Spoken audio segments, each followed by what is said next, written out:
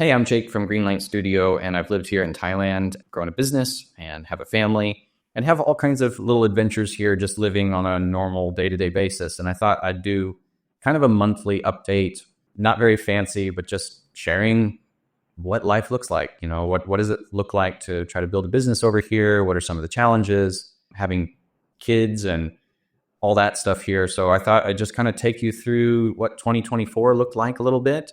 We have a marketing company. Previously, we lived in Poland for 6 years. I had a job there as a marketing manager for a manufacturing company there. Traveled all over Europe and Africa and Asia with that team and that company. And then moved here right before COVID in 2019. Went through COVID here, started freelancing, worked for an NGO.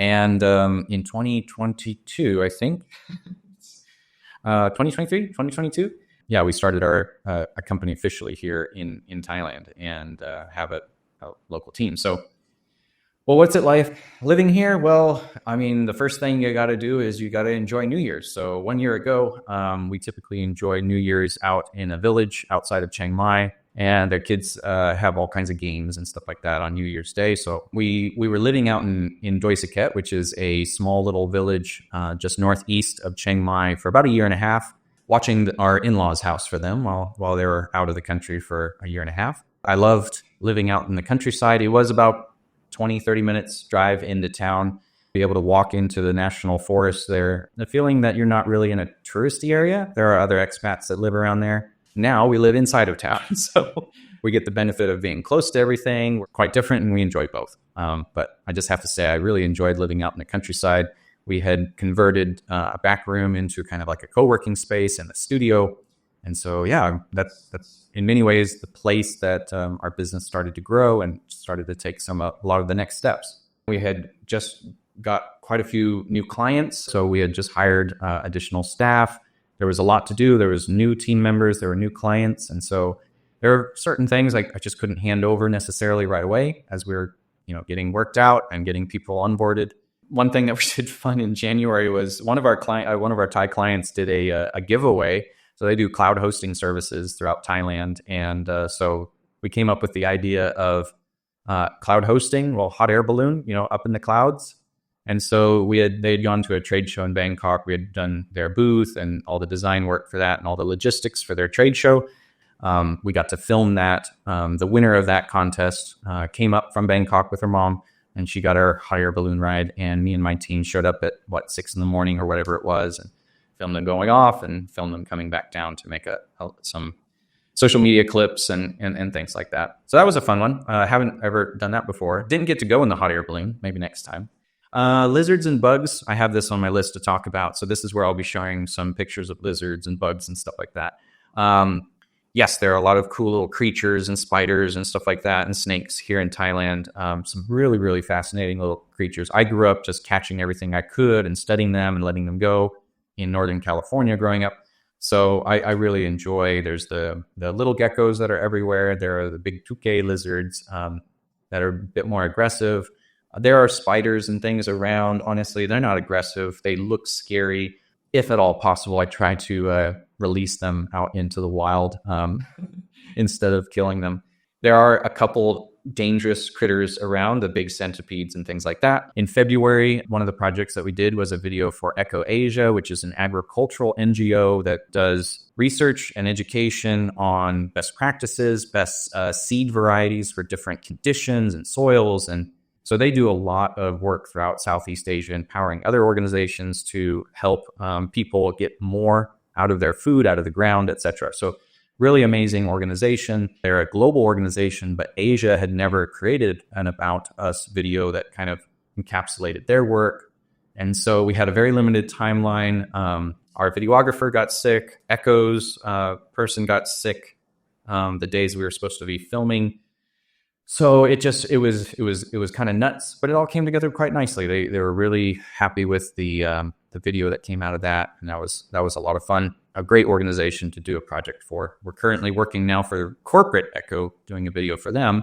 February is also when I fell out of a tree, sprained my foot pretty bad. My son was about 1 year old or 9 months at the time, and I was fixing his swing, kind of adjusting it in a tree, and long story short, decided to Tarzan out of the tree, and apparently working 12 to 14-hour days in an office and not exercising does not equip you to Tarzan out of a tree like you used to. I flipped out of the tree, knocked the wind out of me in the driveway, and then in the process sprained my foot really bad. January, February, March, I was basically working like 6 a.m. to 6 p.m. and sometimes up to 11 p.m. We had just brought on these new clients, and there was a lot of kind of pressure to get that right. I was quickly burning out by the end of February, and we put some things in place, and they got some people in place to help out with that. March and April, it's hot. It's the end of the dry season, so it's dry. And then everybody's burning their fields all throughout Southeast Asia. Smoke pollution that will hang out in the air for weeks at a time, months at a time. We try to go south. We take the family. We get an Airbnb. We hang out at the beach for a while. So yeah, we got an Airbnb down in Hua Hin, which is just south of Bangkok along the beach. That's something that if we do, we try to book 4, 5, 6 months in advance. Because a family of our size, we have 5 children. I don't know if I mentioned that. It's hard to find accommodation, affordable accommodation that'll work well for the family of that size, right? We drove down. We have a 10-passenger old tourist van. It had a couple issues on the way down. We had water in the fuel, which was causing a fuel filter problem. We had to stop and get that fixed on the way down. It's about a 14-hour drive. We do it in one day, wake up early, get down there in the evening. And then we had an issue with the clutch was sticking. It's an old vehicle, so something's always rattling apart. The kids love it. We just throw everything in, and their seats can recline, and they have plenty of space. And they haven't discovered that this old bulky tourist van is not cool. They think it's the bomb. So I haven't told them it isn't yet. Got some food poisoning at one point, but we had a nice time. Hua Hin is a little over touristy for me. Then we drove back up. In June, we made a video for a Dutch lady who has developed a book and an app about touring Thailand for kids. So it's called Travel Kids. She's been a tour guide for like 20 years throughout Asia.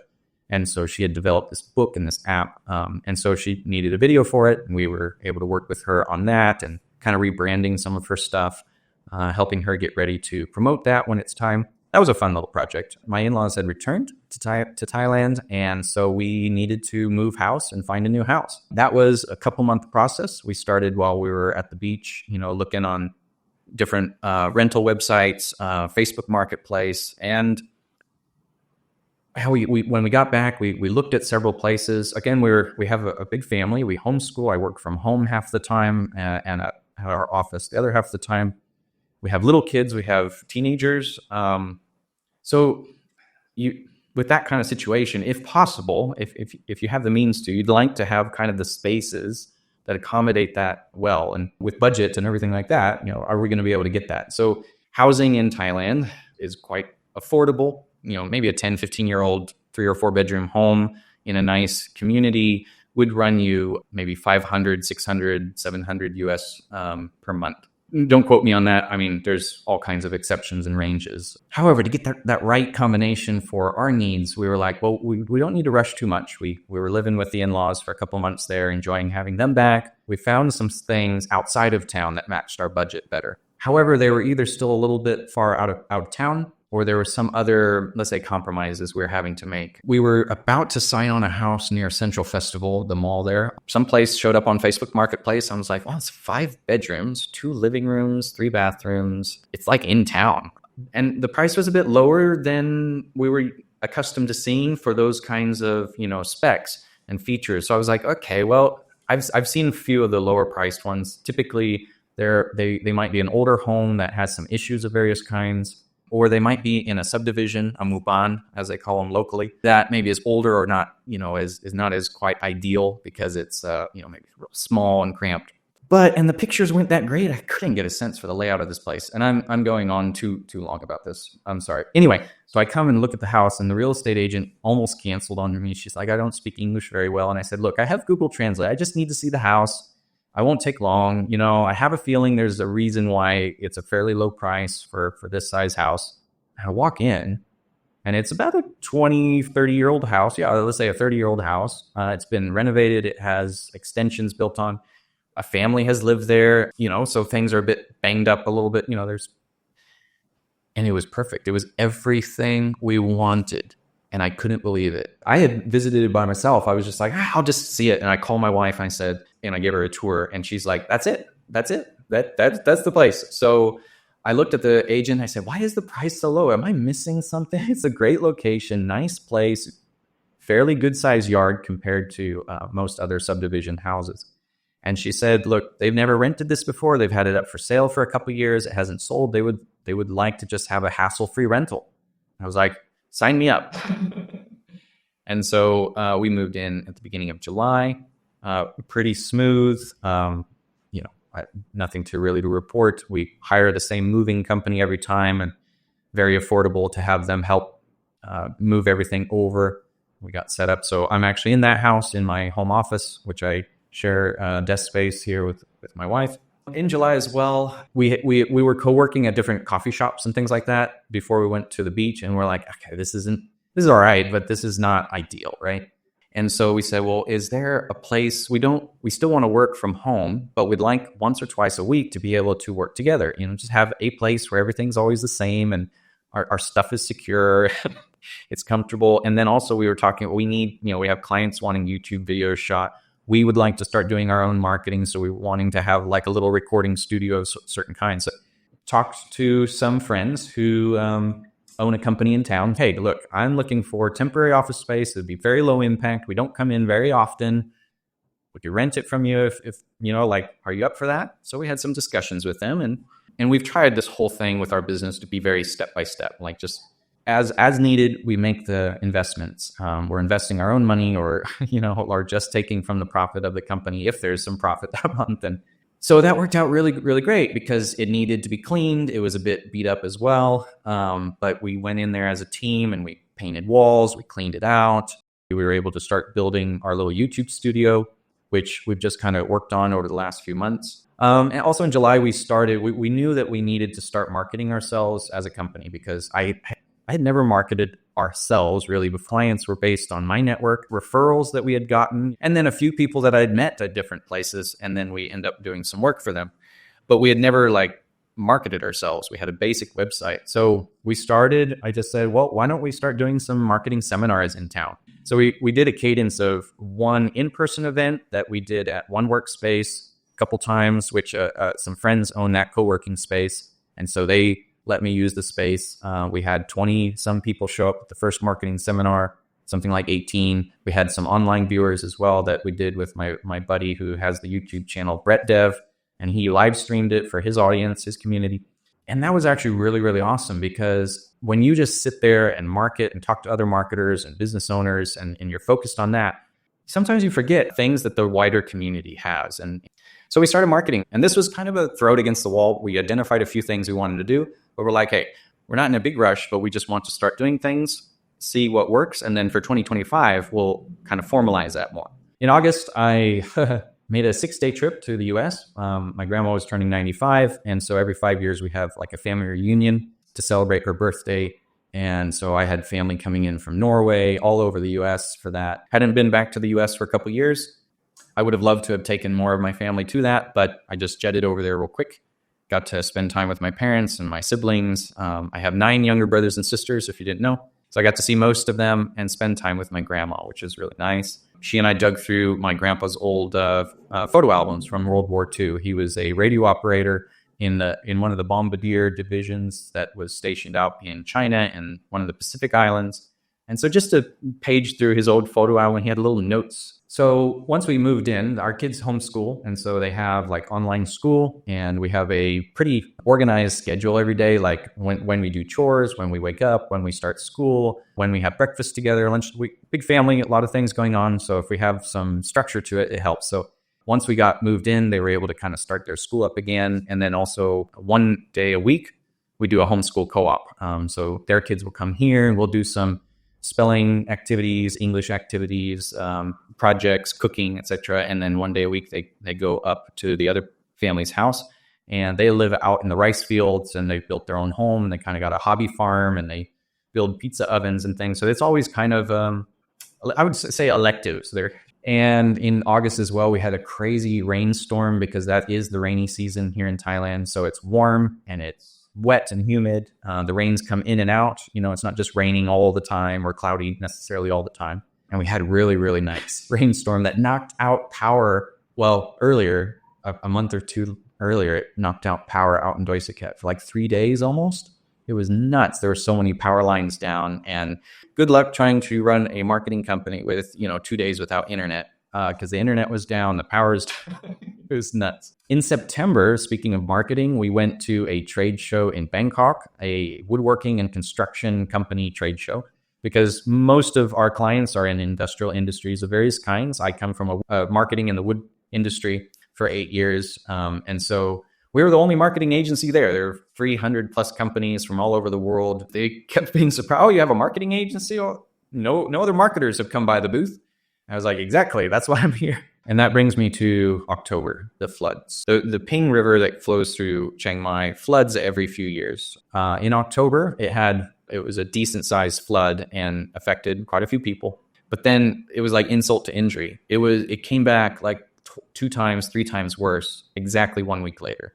So all this monsoon had come through northern Thailand, all the mountains and everything, all the raindrops, and then all that water then has to funnel through this one river. Our subdivision had never been flooded before, and we had water that filled up the streets for about 3 days before it started going down. But we're 1.5 kilometers from the river. It was insane. Like it was insane. It was the worst flooding that they'd had, and so many people lost a lot of possessions. So family members, people we work with, employees. We took about a week off, and we helped neighbors clear out mud from their homes. And then we helped a family member for 2 days try to salvage what they could. Their house was in a location that had never been flooded before and was fully flooded. They were able to get out just in time because it flooded really quickly.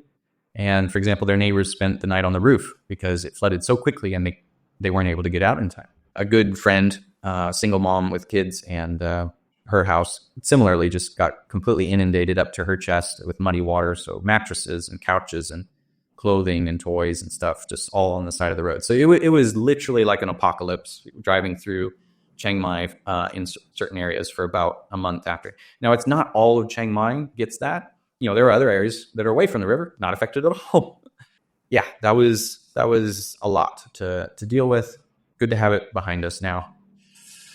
In November, I took the kids camping with some of their youth groups, which was nice. The mountains in Thailand are beautiful, the waterfalls, the hiking and nature and things. So it was awesome to just be building campfires, especially after the kind of the trauma of the flooding, to just be building campfires out in nature, singing, playing. I sat there in the rain, cooking this Hungarian stew. I was interviewed on my friend Brett Dev's YouTube channel. He had interviewed me a couple of years ago when I was just kind of starting out the business. And so he wanted to do an update on how the business was going. Also in November, we did a team photo shoot. I just wanted to get our team together because these people had worked with me, some of them for more than a year. And let's get a proper photo shoot of our team in an industrial environment. So we went up to a sawmill. We were designing their 70-year anniversary logo. And I asked the owner if he minded if we used his facility for some photos. And so that was really fun. It was really cool. So to see good people coming together and see that, hey, this is a team now. And to see them together because most of the time we're working remotely. Also at that point, we were basically giving our brand a facelift because my branding and everything had just been kind of like just the basics needed for a 1 or 2 per person team. And we realized, okay, well, why don't we give it a bit more of a facelift, which we're working on now. We got a new little website coming. We have a new logo already done. And then also just planning out marketing. So planning out things like this, like, hey, just put ourselves out there, say what we do, try to attract clients that we'd like to work with. We don't want to grow very big. We want to provide very good services at very good value. We want to enjoy doing it. So that took a lot of my second half of the year for sure. Whew. So that kind of takes us through 2024. I mean, if you have watched all of this video, congratulations to you. If there are certain aspects that were of interest or you have any questions or I didn't explain something long enough, feel free to leave a comment, send me an email. Thanks for tuning in.